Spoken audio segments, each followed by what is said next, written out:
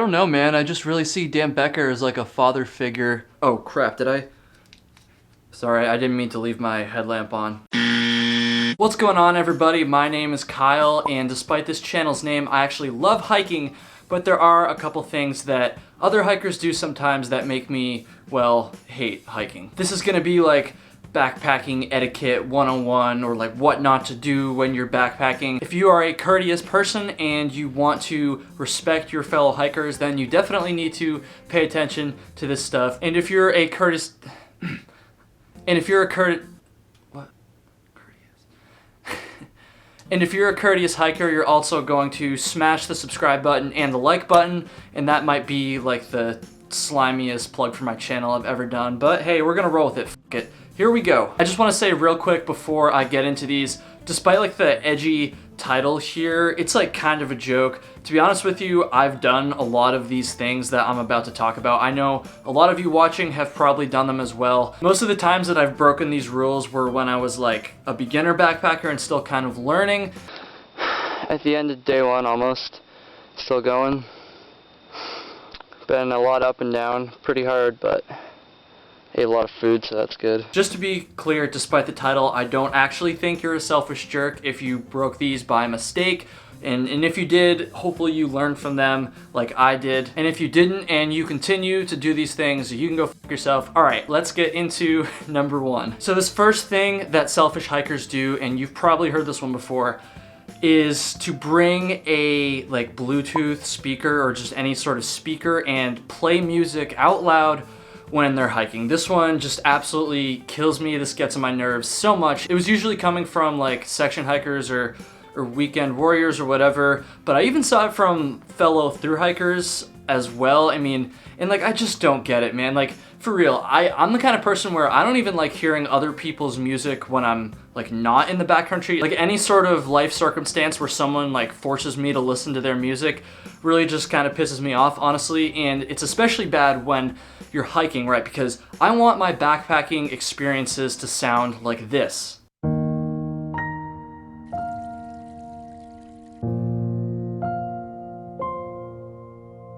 I don't want them to sound like this.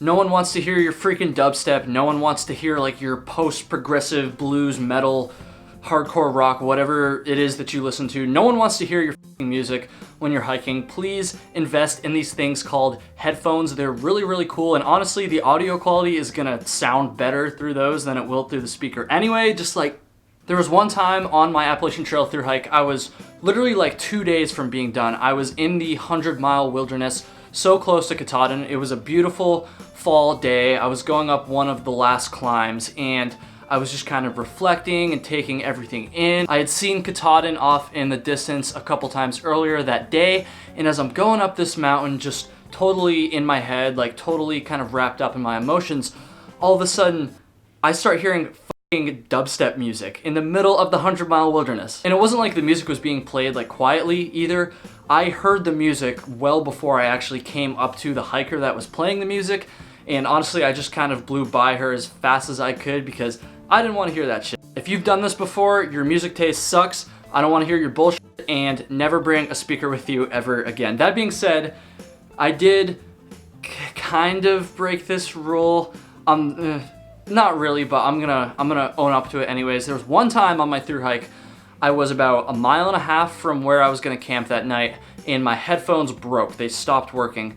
I was listening to a podcast at the time, and there was like 10 minutes left in the podcast. I really wanted to hear it, and so what I didn't have a speaker or anything, but I just played like the last 10 minutes like on my phone speakers, and so it wasn't like it was that loud. I really don't think you could hear it unless you were right next to me. And again, it was for only like 10 minutes, but I guess technically I kind of broke this rule, so I shouldn't have done it, so there's my confession. And with that said, let's move on to item number 2. You see this thing right here? Yeah, keep it out of my fucking face. Okay, for real, I do have a little bit of sympathy for this one. I've definitely done this to people before. Again, probably more so when I was first getting into backpacking. I try to be mindful of it now, but it is kind of easy to forget sometimes that you're like shining your light and, you know, you might accidentally blast someone in the face. That being said, just try to be courteous about it, I guess. I mean, maybe just try to get in the habit of like keeping your head facing down when you have your headlamp on around other people. If you've ever been blasted in the face with someone's headlamp, then you probably are a little bit more mindful of this, because it really sucks, and I don't know, it's not a good time. It's not a good way to end the day. And I think that's pretty much all you have to say about this one, honestly. It's pretty straightforward. Yeah, keep your headlamp out of my face, please. Number 3 has to do with dogs. Now, I got to explain myself on this one because I know that like most human beings love dogs, and I do too, but for most of my life, I had never lived with a dog. I was honestly a little bit hesitant around dogs. I just didn't really understand how to interact with them. I live with a dog now, and honestly, I've gotten a lot better. I feel like I'm pretty comfortable with dogs now, but for most of my life, and certainly on my Appalachian Trail through hike, that was not necessarily the case. So if you are gonna hike with your dog, please keep in mind that other hikers around you might not be comfortable with like your cute, adorable dog. As far as having your dog on or off leash goes, this is gonna vary place to place, honestly, and I gotta say, I feel like a lot of people have differing opinions on this one, so if you have an opinion on this, definitely leave a comment down below. My personal opinion is that you should probably keep your dog on a leash unless you are like very, very confident that your dog is going to stay within like voice control of you or whatever. I don't really know the term, but you're confident that you can control your dog 100% of the time just by giving it commands, basically. There have been many times over the years where I've been hiking along, maybe kind of zoning out a bit, and then I kind of turn around and there's a freaking dog like right behind me, or even worse, a dog like kind of jumping on me. And though I've never like actually been attacked or been bitten or anything like that, I know it does happen on rare occasions. So that's just something to keep in mind. Like a lot of people really don't like that, and honestly this really pissed me off a couple times on my through hike. That being said, I also know it's like way inconvenient to hike with your dog attached to you by a leash, so like yeah, just train your freaking dog, and if your dog really can't handle being on trail without like jumping on people or like running away from you, then again, in my opinion, I know I'm gonna get some hate for this, but I think you should either keep your dog off the trail or yeah, just suck it up and use the leash. And another thing to keep in mind when it comes to dogs, this one really pisses me off, although I will say that most people that hike with dogs are good about this, but there have been a couple times where I've been like trying to eat somewhere like around a campsite, and like 2 times in particular I can think of, like there was a dog and he was off leash, and the dog came up to me and was like trying to get my food and stuff, and not like aggressively like pouncing on me, but just kind of,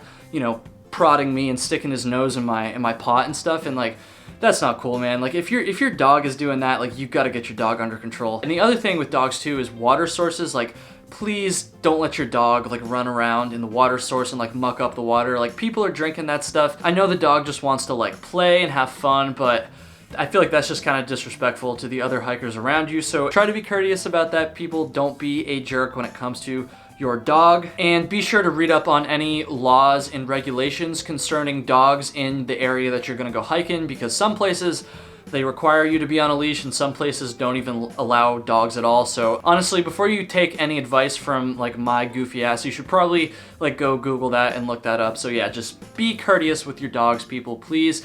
And let's go on to number 4. This is also gonna be a controversial one. This is gonna be smoking. So being courteous when it comes to smoking. I know a lot of people have different opinions on this one, so honestly, if you disagree with what I'm about to say, like feel free to leave a respectful comment and maybe we can have a little discussion there. I kind of think it depends on A, what you're smoking,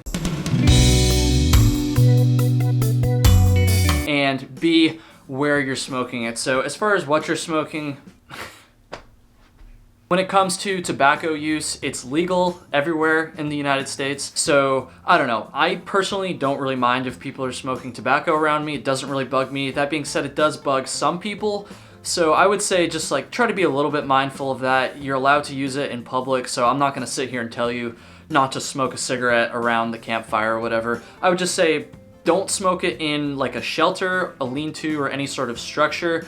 and maybe don't smoke it like right next to like a large group of people or something like that. And certainly pack out your butts and all that stuff, please. Again, I know some people are gonna disagree with that. I know some people are like the type of people that will just like fake cough every time they walk by someone smoking a cigarette. I don't really care, like I just said. I mean, you're allowed to do it, like it's legal. I feel like people are kind of used to it, so I don't know, just use some common sense there and just don't blow smoke in someone's face, and I think you'll probably be okay. In terms of the other common thing that's smoked on the trail, which would be marijuana.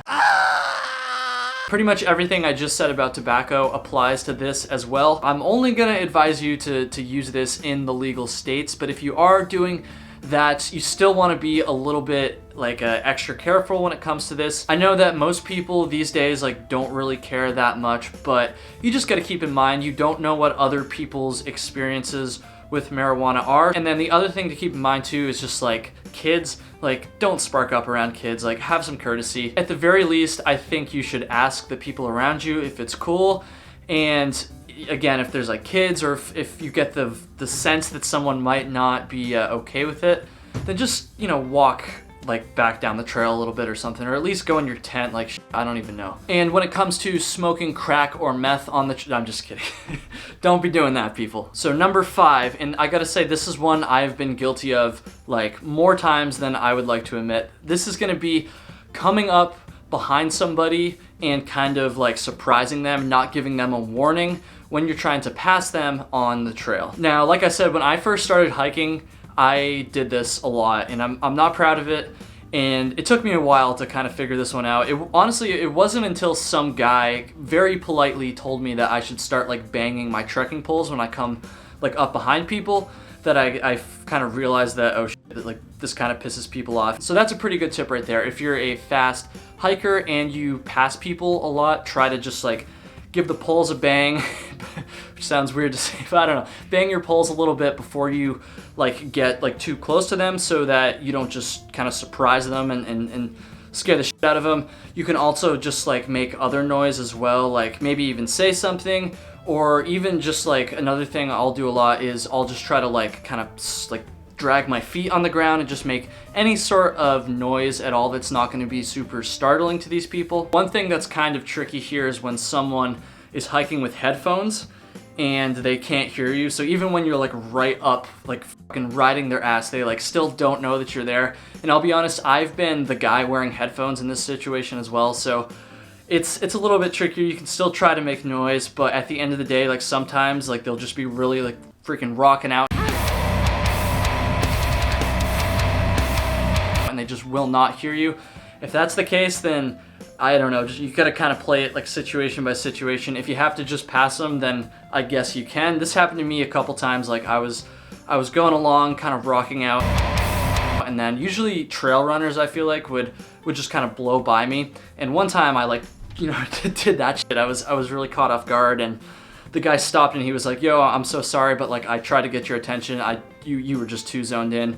And so I'll just say, if you're hiking with headphones and someone comes like up like behind you and they scare you, I feel like at that point, like it's almost like your fault. Like you really can't be mad at someone in this situation. So I don't know, just kind of keep that in mind. It's also worth mentioning here that if someone comes up behind you while you're hiking and they kind of catch up to you like that, please just step aside and let them go ahead, unless they like say they don't want you to or whatever. But I don't know, that's just kind of awkward. Like this happens more than I like want to believe that it would happen, because it's really weird. But like I'll be coming along, I'll get up behind someone and they know I'm there, like I make noise, like they turn around, maybe they even say like hi or whatever, and then they keep hiking. And that kind of puts me in the awkward position of like, hey, can I like pass you please? But like you don't want to be like a jerk. So I don't know, it's just weird. So if someone comes up behind you, just step aside. I know I said 5 in this video title, but I'm feeling like still kind of like charged up here. I want to do a bonus 6th item in this pointless list. So, and the reason this is a bonus item is because it doesn't necessarily apply to everywhere, like hiking wise. This one is going to apply to the Appalachian Trail specifically, or anywhere else that has shelters and lean-tos. So like the Adirondacks would be a thing as well. For the love of God, do not set up your tent in a shelter. This is so obnoxious, and oh man, this one really gets me because I have a story about this one. I was coming up to Chestnut Knob Shelter, which is a very famous shelter in Virginia on the Appalachian Trail, and it was a very, very crappy day. It was raining, like the wind was crazy, and this shelter is like pretty exposed too. Like it's just like kind of a bald, like bunch of grass, not too much in terms of tree coverage. And so I was soaking wet and I wanted to stay in the shelter. I got there probably like 5 o'clock, so not like super early, but early enough that I wasn't expecting the shelter to be full. And I walked in, there was a couple hikers there. Most of the space in the shelter was taken up, but there was one like platform still available that probably could have fit 4 to 5 hikers maybe, and the entire platform was taken up by this one dude's freaking tent. Now again, I understand like beginners might not understand this, and I feel like what a normal person would have done in this situation is A, realized it, or B, you know, maybe moved the tent when asked to do so, which is what I kind of did to this guy. I was like, hey, like I'm soaking wet, like I want to stay in here, can you please like take your tent down, you're inside, you don't need your fucking tent. And he kind of refused. He was just kind of like, no, I mean, this room, you can sleep. He literally like pointed to the picnic table. He's like, you can sleep on the picnic. I was like, no, bro, like take your tent down. He had been there for like a day, I'm pretty sure. He was there all day, and he had just kind of like set him. What the fuck? He had kind of just established himself there, and he just didn't want to take his stuff down. So I was really fed up. I was just like, screw it. Even if he does move at this point, I don't even want to be around this dude. So I went, and I did manage to find a very exposed but okay spot to set my hammock up. Like I was fine. Later that evening, I was back in the shelter eating dinner with some of my friends, and another group of hikers came in. It was a guy and a girl, and this dude was much more direct than I was. He was much more confrontational than I was. He came in, he asked the guy if he could please, you know, take down the tent, and the guy again kind of like brushed it off. And then the dude was like, okay, no, you are gonna take down that tent right now. Me and my girlfriend are completely soaked. We're gonna stay in here, so like take that shit down. And at that point, the guy finally got the memo after like 3 people telling him to take it down. So if you're watching this right now, screw you. That's just really obnoxious. Don't set your tent up in a shelter, people. I will say, if you wait until like relatively late, I guess, and you know that no one else is gonna come, or the chances of the shelter filling up are like really small, then I can kind of see it in that circumstance. If someone else does show up late at night, then you're gonna have to take it down. Like, don't hesitate like this guy did, please. But if that's the case, then like fine, but like just be courteous about it. Like if it's before 7, 8, 9 o'clock and like there's still people rolling in, don't set your tent up in the shelter. With that said, make sure you smash the like button and the subscribe button for that guy, which doesn't really make any sense, but none of my subscribe plugs do. So yeah, that's pretty much it. This is a very bad way to wear a headlamp. First of all, it's upside down. Second of all, I don't even know what I'm doing. I'm just trying to kill time so I can put the cards up for the videos you guys should watch next. Yeah, I guess thanks for watching.